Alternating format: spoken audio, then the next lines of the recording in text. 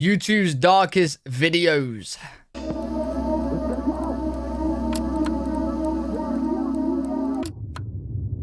It's December 4th, 2003.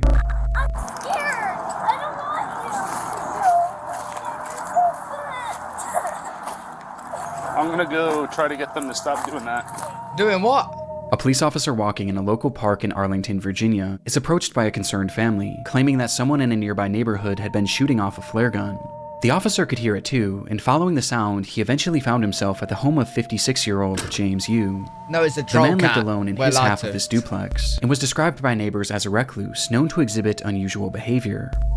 Across his social media, he made posts claiming that he was the victim of fraud at the hands of all sorts of government agencies, as he had a deep distrust of the US government as well as law enforcement, and he believed that numerous people were attempting to kill him, like his ex-wife, the FBI, and even his neighbors.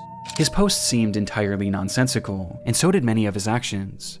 In the months prior, he had covered up all of his windows with garbage bags and aluminum foil, and he even wrapped his trees in toilet paper. And though these actions are entirely harmless, on this day, things were becoming far more troubling. When police arrived at his home, he would be seen firing his flare gun out of his window and into the air, over and over again, and despite repeated attempts to get him to stop, Arlington County Police! Stop shooting the flares! Mr. Yoo! Oh. he didn't let up, shooting 41 flares in the span of just 25 minutes. What? And he did it all with no explanation. Hey, bro, who are you trying to alert? Oh, wait, when did this happen? Maybe he's trying to take down the Jersey drones that's happening in the skies right now. Maybe he's trying to figure out. Maybe he knows who they are. Maybe he knows about aliens. In fact, he didn't even say a single word. Understandably, police were eager to get Yoo out of his home for questioning, as at this point it wasn't obvious whether or not he was a threat. And so for hours and hours they called out to him, first asking and then demanding that he exit his home. James. What's good, Connor? Arlington Police. Come to the front door with your hands up. Do it now. We have your building surrounded. But still, there was no response. Growing impatient and worried that Yoo might be planning something, the police would eventually bring in a specialized vehicle to bust down the door and spray the inside of the home with gas, all in an attempt to draw Yoo outside. James, stay away. Wait, how is he surviving though? Like, is he going out and getting his shopping? Like, how does he get food? Away from your front door. Thank you, Stay Bear. away from your front door, James. And in response, Yoo began firing once again. Only this time, he wasn't using flares. Uh-oh. Uh-oh. That's guns.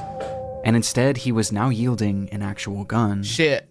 Thankfully, none of these shots connected, but with the situation becoming increasingly dangerous, the officers decided to fall back, as they carefully came up with a new plan for apprehending Yoo. Yeah, to be fair, you can obviously tell beforehand the guy's a bit crazy.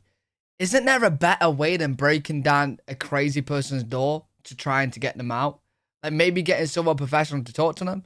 Because, yo, like, I'm trying to think, if I was crazy, shooting flares in the sky, trying to talk to aliens, and then someone's breaking down my door, I think I'm at World War IV. Do you know what I mean?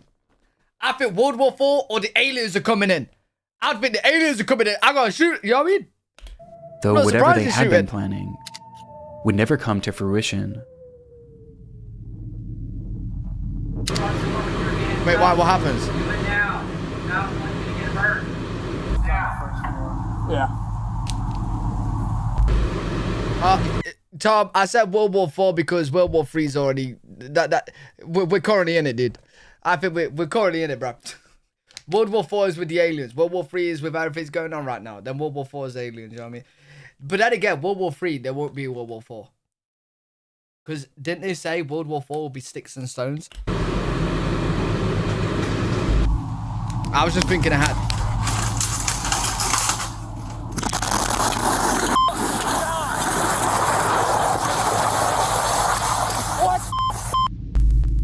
Yo, what is... Oh my...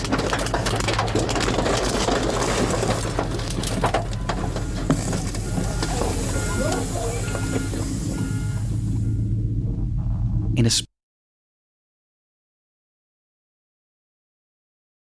Whoa. I'm guessing the police didn't do that because that's a bit excessive, mate. I'm gonna... Did Russia just... Bro, what just happened?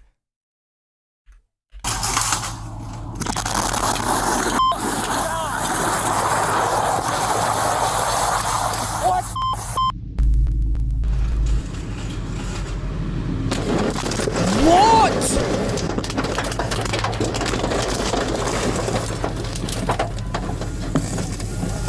Wait, I swear that wasn't a house by itself, was it? I seen two doors.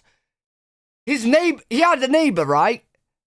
I really hope there was no one in that other house. That was... He had a neighbor connecting.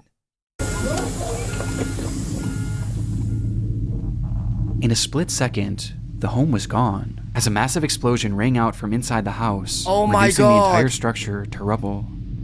Inside the house, Yoo had stored 55 gallons of gasoline in his basement, which he saved for that moment to ignite with no warning and no explanation.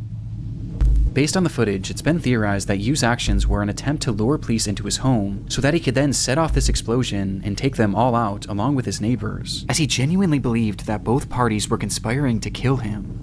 Though somehow, when the smoke cleared, no civilians or police officers had so much as been injured. All that was found in the rubble was the remnants of a single body. Damn. Yo. Though for a moment, this wasn't the end of James Yoo's story. Before that body could be identified... How is that not the end? How is that not the end? Bro, that is crazy. That is crazy. You know what? I hope he's up there, down there, or wherever he is, seeing that he took no one out and mission failed, bro. Reports across social media began emerging showing that James Yoo was somehow still alive. Wait, what? After the blast, comments were being made on what appeared to be Yoo's YouTube channel, where he stated that this whole thing was a cover-up and that he wasn't even inside the home when the standoff started, which, looking back, we never actually see him, and we also never hear his voice. So who's in the home? Numerous posts pointing out this development would go viral and cause mass confusion about the story, which was only heightened when it was revealed that the body inside that building was in fact James Yoo. Though in the end, it wasn't really as mysterious as some originally thought. As it turns out, the post showing these comments failed to realize that this wasn't actually Yoo's account, and instead it had a completely different username, with the account likely having been created as nothing more than a hoax. Yeah. To this day though, there are some that still believe that this was all some sort of massive cover-up. No, it but probably in wasn't. reality, it just seems that this was the result of a man gripped by crippling paranoia and loneliness, with it all coming to a head in what has gone on to become one of YouTube's darkest videos. Bro, that is crazy though. That explosion was mad.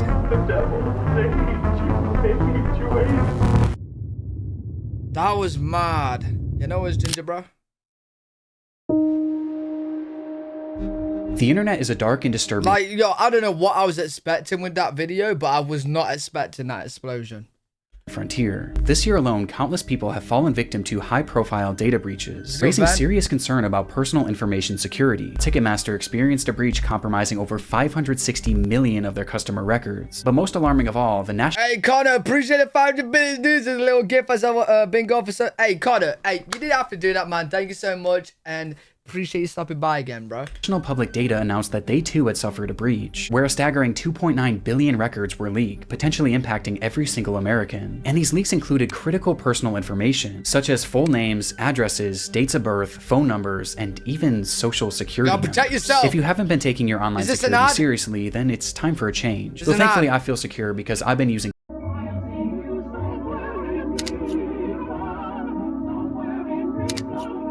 Dreamspace 2006. There was really nothing else like it.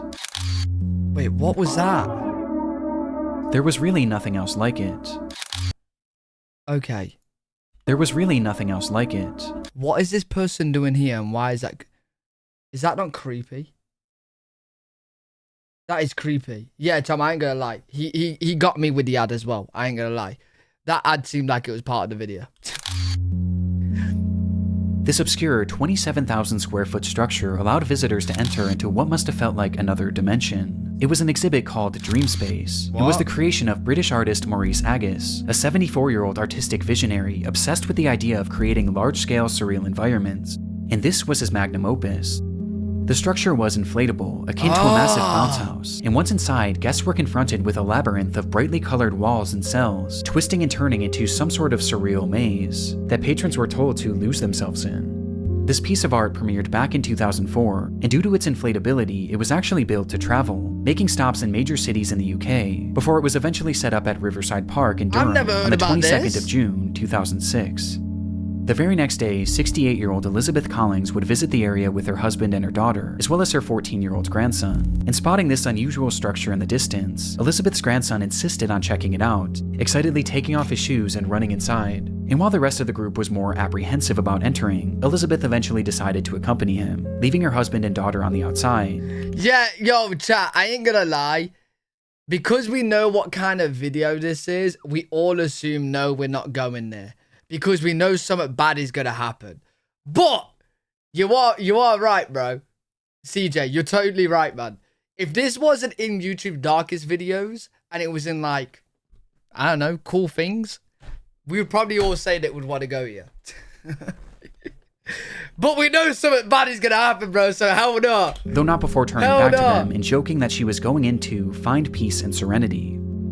Outside, Elizabeth's husband and daughter sat at a nearby table and enjoyed a cup of tea whilst conversing about the events of the week, only for the man to turn his head and notice that Dreamspace was slightly moving, to which he excitedly said, "Oh, it's a ride, it's a ride. I wish I had gone on it." Okay. The daughter then turned her head to see the structure as it began to rise up off the ground, to Wait, which she chillingly responded, "It's not a ride." Don't tell me it flies away.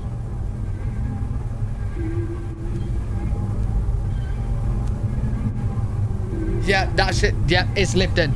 It's lifting, bro. Wait, how though? Oh my god. Oh my god. Oh my god. And people's in that.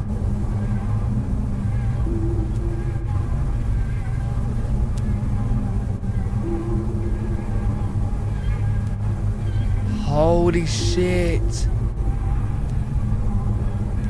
Holy shit. Oh my god, did you see the person that got knocked flying? Yo. Look at this guy here. This guy right here. Damn. In that moment, Dreamspace had snapped from its moorings and was blown into the air by a massive gust of wind. Agus just so happened to be standing at the entrance as it began to shift, and noticing what was happening, he grabbed on as he desperately tried to hold down his entire life's work, though clearly this was of no use. And after being lifted in the air, his grip failed, sending him falling back to the ground below where he lay staring up at his creation that was now flying 30 feet above him. Holy shit. There's people inside there as well.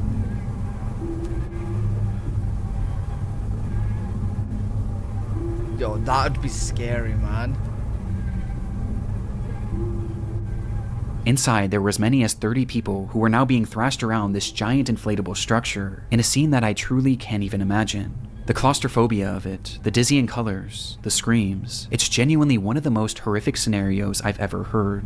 The inflatable structure was airborne for well over a minute, folding into itself before finally crashing back down into a parking lot, leaving behind what was described by witnesses as a field of bodies. Worst of all, the majority of those in attendance were families with small children, with one 7-year-old girl recounting her experience, saying, "It was very scary and people were screaming. I saw a lady clinging on and then falling out, and then she was lying on her back with people around her. I think she died." Fuck. This lady was most likely 68-year-old Elizabeth Collins, who had been ejected from the structure when it was in the air, with her injuries being catastrophic and unsurvivable.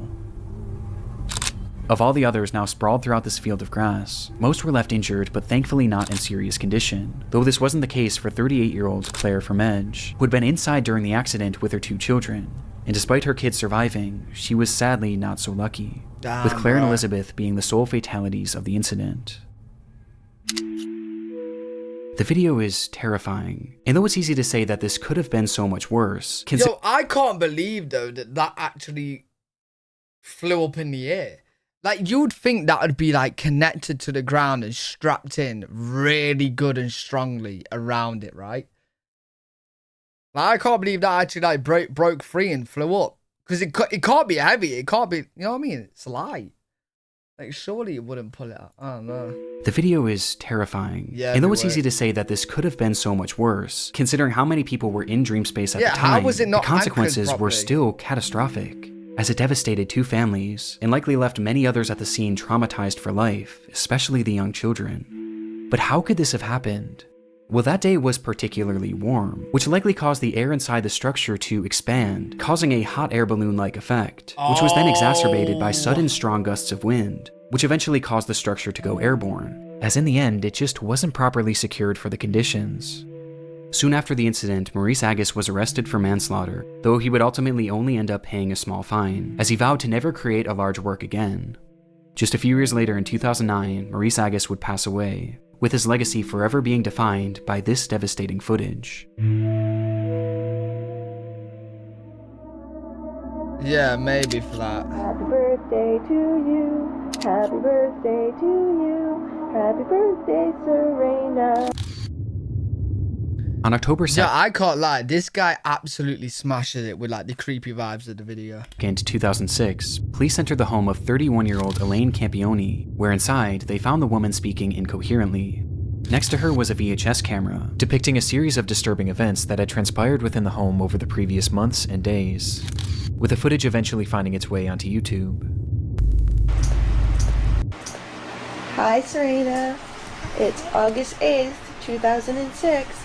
Happy birthday to you. Happy birthday to you. The tape starts with Elaine pointing her new camera at her daughter Serena. It was her 3rd birthday, and to celebrate, Elaine had left a brand new bike in the living room. What is it? It's a bike. Days later, the footage continues, showing Serena once again as Elaine asks, How does Mama love you? This much. Wait, where I does this love go you more wrong, than bro? that. How much does your Mama love you?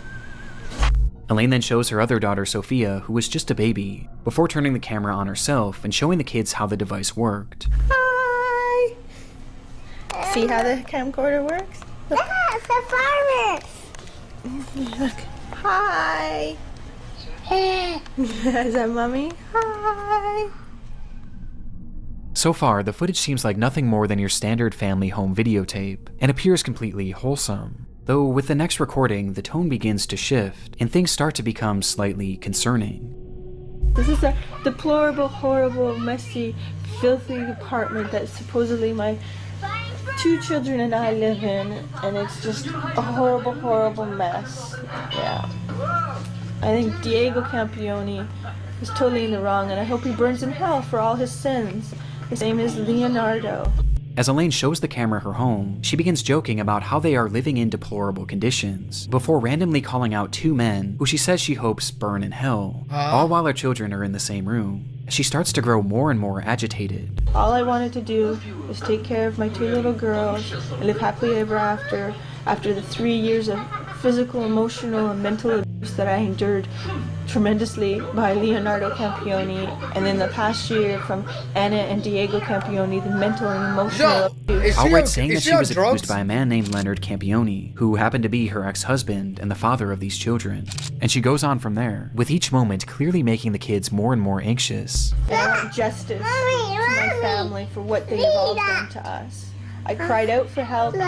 They should have charged him for the assaults he did to me. Eventually causing Elaine to snap out of it and stop the camera. And my poor 3-year-old, I did everything to protect. And what are you saying, Sophia? What do you want? The video then skips forward once more, with this footage being taken just days before the police were called, showing Serena coloring on the floor as Elaine asks, Who loves ya? Mommy. Who loves you the most? That much? Oh, I think I love you more than that. The scene that unfolds next was recorded on that very same night, just hours later.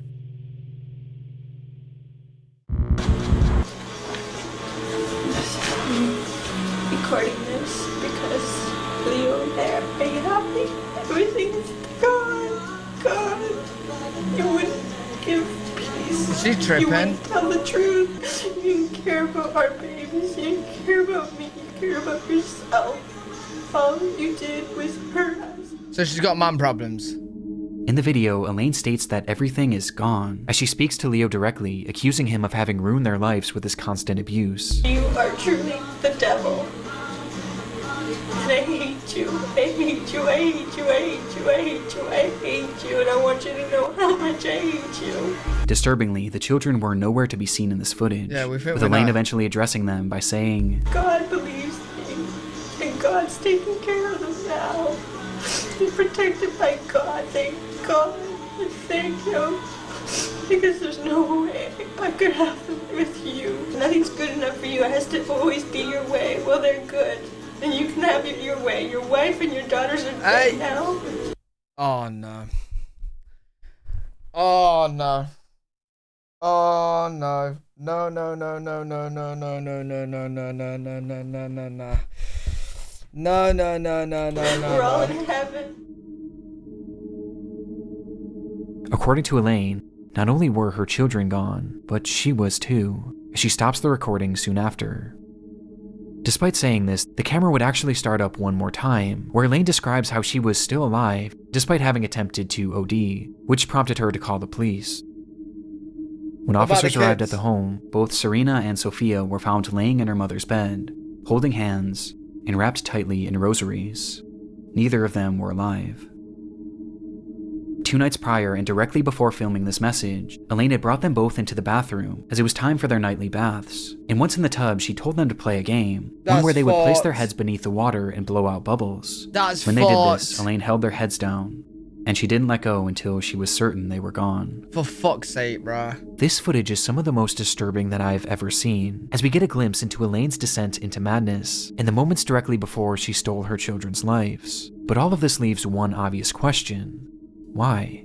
Well, it was noted during her investigation that the abuse— Yeah, like, why, bro? Like, if you didn't want your kids, put them up for adoption or some shit.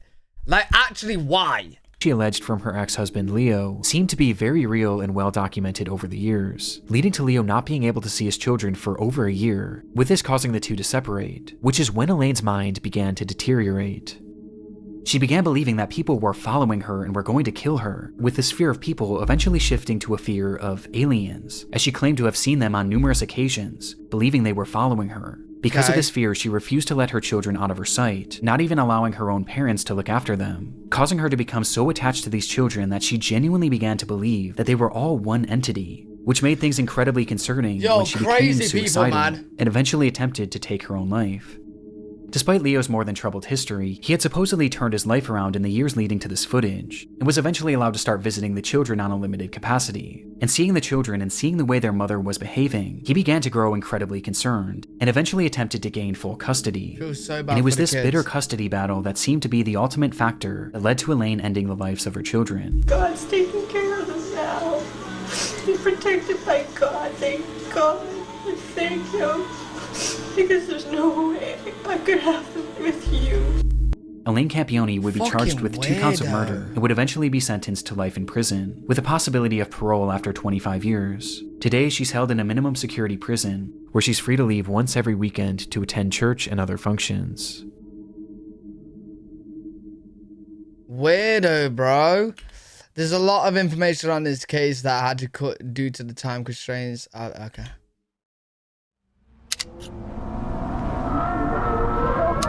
Can a mod just ban that pause guy?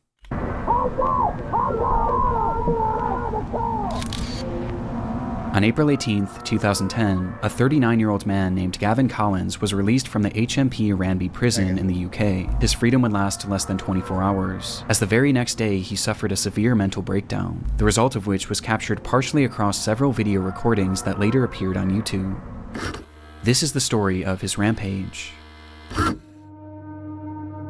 It began at approximately 9 a.m. in the city of Nottinghamshire when Gavin left his home. As he walked down the sidewalk, those in the area reported him acting strangely, muttering to himself that he was Jesus and that he was invincible.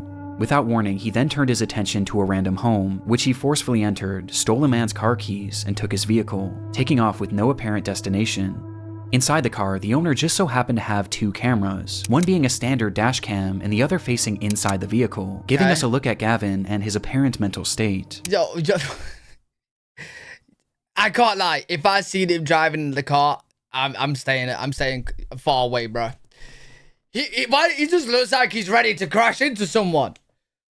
Yeah, he's just trying to. I just can't be asked to keep looking into the chat when I'm watching a video and just seeing some trolls like, and it's annoying. This is me. Jesus Christ! I'll shut you up with Oh my god! Oh my god! Oh my god! Hey, don't need this. Come on, let's go, bro. So, get rid of all the crap pairs. Let's go! Let's go! Just at a glance, Holy it's obvious that Gavin is completely unhinged. For some reason, he was utterly filled with rage, ripping off the rearview mirror and yelling obscenities and incomprehensible threats at no one in particular. I'm enraged! I'm Jesus! I'm descendant of God! And you lock me up! Watch this! You And most concerning of all is the Yo, it's the... Listen, he's driving like an absolute madman, yeah? But he's trying to put his seatbelt on. First of all, if you're acting this way, why are you bothered about your seatbelt? Secondly, are you struggling to put it on there, mate? You look like you're struggling to put it on. Are you panicking now? You're panicking. I'm Jesus! Is there I'm like... descendant of God! And you lock me up! Watch this!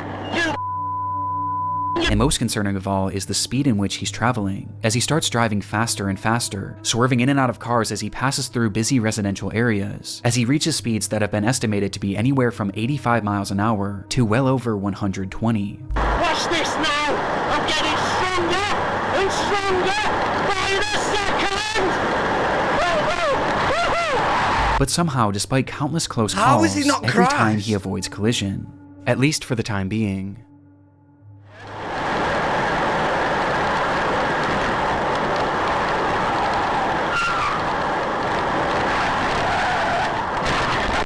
Oh, there we go. Well, it was coming, In wasn't an it? instant, Gavin smashes the vehicle into a brick home at full speed, with the impact being devastating. And yet somehow, through the destruction, Gavin was not only still alive, but completely unharmed, and also Right, okay, this is what I don't get. So, obviously, he wanted to crash, and he's gone into a brick building, yeah? Now, why would he need his seatbelt on? Because you would think that he wants to die, right? You're not going to crash at this speed into a building wanting to live, surely, right? On purpose. Confusing, man. I swear, crazy people confuse me. the destruction, Gavin was not only still alive, wanted to kill, but not completely die. unharmed, and also completely unfazed. He pulled himself from the wreckage and immediately turned his attention to a woman driving nearby, and within moments he had forced his way into the vehicle and was behind the wheel once again, continuing this What? deranged driving spree until once again he crashed. And much like the initial collision, he survived, walking away unscathed before turning his attention to another random home. Alright, no, this pisses me off, bro.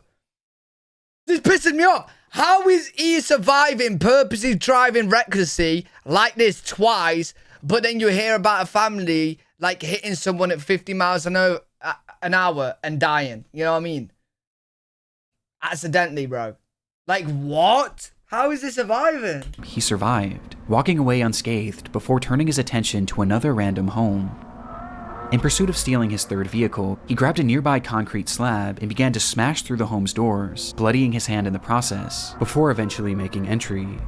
Inside were a mother and her two children, fuck one of off. which was 5 years old, Fuck and off. the other wasn't even a year. Gavin Fuck approached off. the terrified family, yelling and demanding that the mother give up her car keys, telling her that he was Jesus and that, "Because I am Jesus, I will kill you if you don't give me the keys." You don't do Without anything to them, hesitation, does she he? did as he said.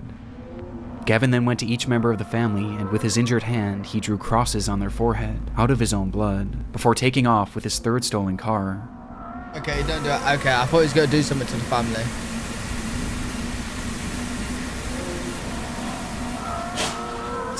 Once again, Gavin was driving manically, though this time he was even more reckless, crashing into a brick wall and then a cop car, What? before setting his sights on a pedestrian. Oh, no. While speeding through a neighborhood, Gavin would see a man standing innocently near a bus stop, and for whatever reason, the sight of this man enraged him, causing Gavin to slam on the brakes and reverse the vehicle, stepping on the gas as hard as he could, and crashing directly into him, leaving him lying there with devastating injuries. Gavin quickly exited the vehicle and found the man lying motionless on the ground, Good, Dasha. prompting him to shout, "I've killed him. I've killed the devil." Minutes later, Gavin would crash yet another car into yet another home, though this time the police weren't far behind. Hey, this guy is fucking crazy. This guy is fucking crazy.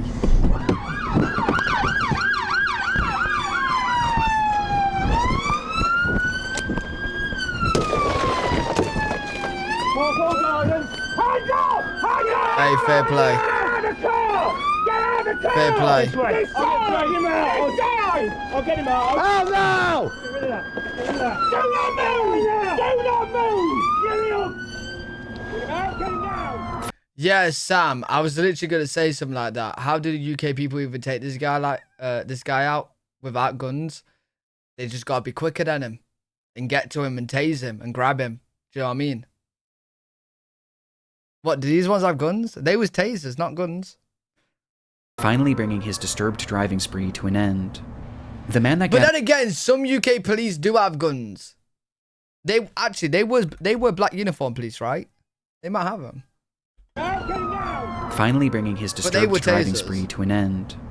The man that Gavin had struck was 87-year-old Terry Radford, a retired teacher whose injuries were catastrophic, with the man passing away soon after. According to his family, Terry was an incredible grandfather, father, and son. Damn.